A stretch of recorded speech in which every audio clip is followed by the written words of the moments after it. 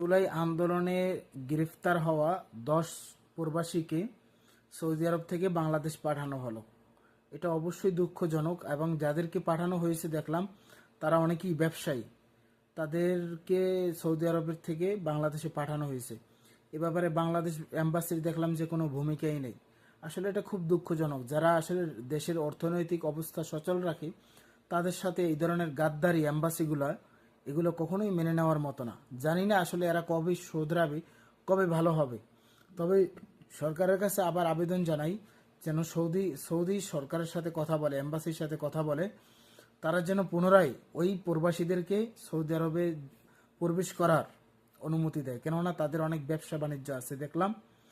সুতরাং আমি অনুরোধ করব যে বাংলাদেশ সরকার, ইউনূস সরকার যেন এ ব্যাপারে যথেষ্ট ভূমিকা নেয় এবং এই গর্ধব মানে অভদ্র মানে অসভ্য মার্কা এম্বাসিগুলোতে যাদেরকে বসাইছে তাদেরকে যেন দ্রুতই অপসারণ করে এবং ভালো লোক যেন সেখানে বসানো হয়।